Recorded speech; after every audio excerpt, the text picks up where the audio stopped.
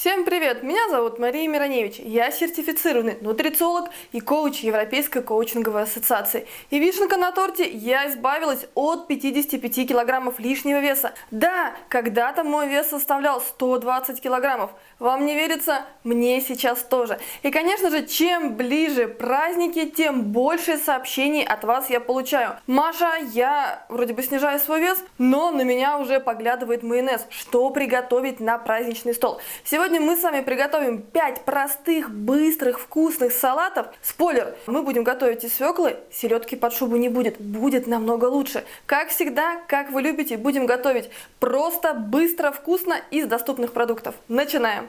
Для салата номер 1 нам понадобится свекла. Я взяла 300 граммов, предварительно отварила ее на пару. Свеклу мы нарезаем на средний кубик, около 2 сантиметров. Нарезанную свеклу сразу отправляю в миску для смешивания. И сразу заправляю свеклу растительным маслом. У меня столовая ложка оливкового. Перемешиваю свеклу и масло. Также нам понадобится баночка рыбных консервов. У меня это тунец в собственном соку. Вы можете использовать те рыбные консервы, которые есть у вас. Тунец измельчаю с помощью вилки. Также нам понадобится половинка сладкого перца. У меня вот такой красный, вы можете использовать любой. Нарезаю его на соломку. Все почти готово. Соединяем измельченный тунец со свеклой. Добавляю сладкий перец, нарезанный на ломтики. И также я использую маслины. Вы можете использовать оливки, если вам так нравится больше. Также для заправки я взяла еще 1 чайную ложку лимонного сока. Остается только перемешать. Салат уже готов к подаче. Обратите внимание, что это отличный вариант не только для праздника, но и для семейного ужина. Готовить вместе – одна из любимых традиций нашей семьи. Особенно она актуальна в рождественские и новогодние праздники. Кстати, отмечу, что это один из элементов нашего новогоднего марафона «Встретим Новый год без хлопот». Потому что я очень сильно люблю праздники и, конечно же, хочу, чтобы все вы встретили Новый год в самом-самом лучшем настроении и без лишнего веса.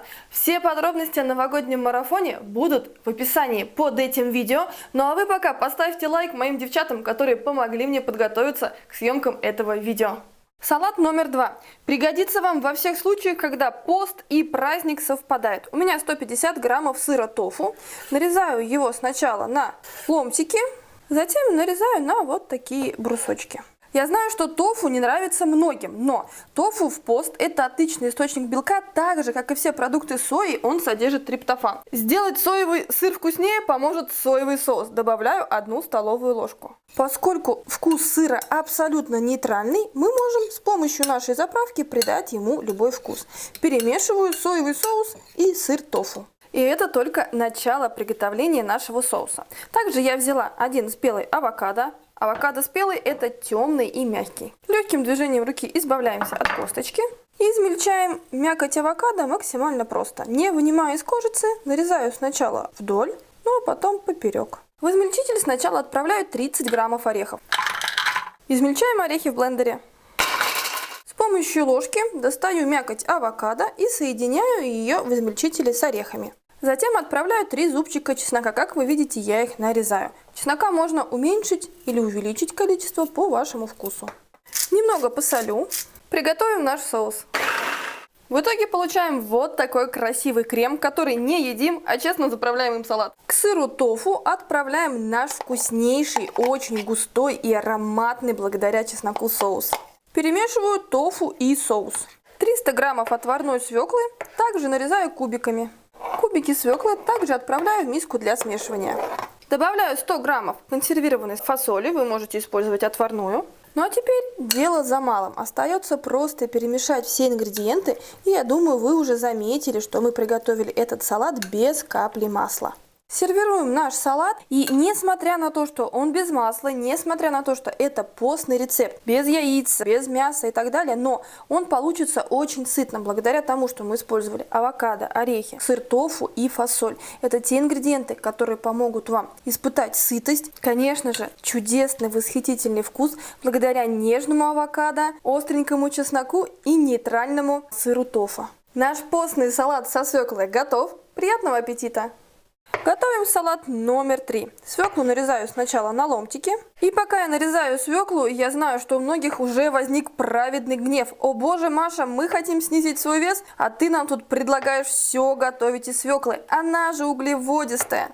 Во-первых, гликемический индекс свеклы не такой высокий, как всем кажется. Во-вторых, мы с ним работаем, когда мы добавляем, допустим, яйца, добавляем сыр, то мы таким образом за счет других ингредиентов снижаем общий гликемический индекс целого блюда. Ну и самое важное, девчата, это, конечно же, честность. Если вдруг кто-то набрал свой лишний вес из-за того, что ел отварную свеклу в огромных количествах, и вы переедаете не бутербродами, шоколадками, печеньками, а свеклой, тогда честно напишите об этом в комментариях. Я пока еще ни одного человека в своей практике не встречала. Ну а мы продолжаем готовить. Отправляем кубики свеклы в миску для смешивания. Заправляю растительным маслом, у меня оливковое, нам понадобится 1 столовая ложка.